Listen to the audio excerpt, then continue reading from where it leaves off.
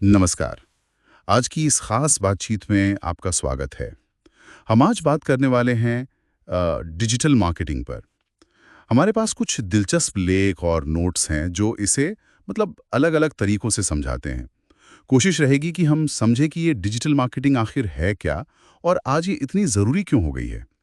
तो चलिए सबसे पहले यही समझते हैं आपके एक शुरुआती लेख के हिसाब से कि ये डिजिटल मार्केटिंग आखिर है क्या चीज़? बिल्कुल। देखिए, अगर बहुत आसान शब्दों में कहें तो डिजिटल मार्केटिंग का मतलब है इंटरनेट और इलेक्ट्रॉनिक गैजेट्स का इस्तेमाल करके चीज़ों को बेचना या प्रमोट करना। हम्म। जैसे वेबसाइट हो गई, social media, search engine, email, mobile apps, ये सब। हम्म। ये असल में मार्केटिंग का ही ऑनलाइन तरीका है, क्योंकि आजकल लोग ज़्यादातर वक्त आप जानते ही हैं ऑनलाइन ही बिताते हैं। हाँ, वो तो है।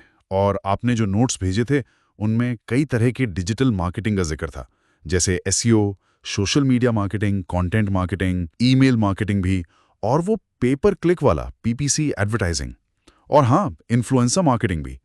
काफी कुछ है इसमें तो। हाँ, काफी फैला हुआ है ये। और हर तरीके की अपनी एक खास बात है, अपनी ताकत है। हम्म। जैसे आपके एक लेख में लोकल बिजनेस के लिए एसईओ पे काफी जोर था, जिसे हाइपर लोकल एसईओ कहते हैं। मतलब अपने आसपास के ग्राहकों को टारगेट करना। हम्म। ये अक्सर लोग ध्यान नहीं देते, पर छोटे बिजनेस के लिए ये बहुत काम का हो सकता है। अच्छा। दूसरी तरफ सोशल मीडिया मार्केटिंग है। जैसा एक और लेख बता रहा था, वो ब्रांड बनाने और सीधे लोगों से मतलब ग्राहकों से जुड़ने के लिए बहुत बढ़िया है। हाँ, ये एसईओ वाली बात वाकई दिलचस्प है। एक स्रोत ने इसे ऐसे समझाया था कि कैसे आप अपने ऑनलाइन कंटेंट को ऐसा बनाएं कि गूगल जैसे सर्च इंजन उसे पसंद करें और फिर नतीजों में ऊपर दिखाएं। बिल्कुल। जब कोई कुछ सर्च करता है और पहले लिंक पर क्लिक कर देता है, वो असल में अच्छे एसईओ का एक कमाल है। उस लेख में शायद बाउंस रेट जैसे शब्दों पर भी जोर था, है ना? हाँ हाँ, बिल्कुल सही। वो सब मैट्रिक्स बहुत जरूरी हैं समझने के लिए। और फिर आती है कंटेंट मार्केटिंग। आपके नोट्स में इसके बारे में काफी डिटेल में था, जैसे ब्लॉग लिखना, जानकारी वाले वीडियो बनाना या पॉडकास्ट। इसमें देखिए, सीधे बेचने पर जोर नहीं होता। पहले आप कुछ काम की चीज देते हैं, कोई जानकारी या मनोरंजन। अच्छा। इससे धीरे धीरे लोगों का आप पर भरोसा बनता है, और वो भरोसा लंबे समय में सीधे बेचने से ज्यादा फायदेमंद हो सकता है। ऐसा उस स्रोत का मानना था। ये बात तो है। अच्छा, एक आम धारणा है जो आपके एक लेख में भी थी कि डिजिटल मार्केटिंग से ना एकदम फटाफट रातों रात रिजल्ट्स मिलते हैं। क्या ये सच है? अरे, ये तो शायद सबसे बड़ा मिथक है डिजिटल मार्केटिंग का। असलियत तो ये है, जैसा उस लेख की केस स्टडी में भी दिखाया गया था, कि ये एक लगातार चलने वाली प्रक्रिया है।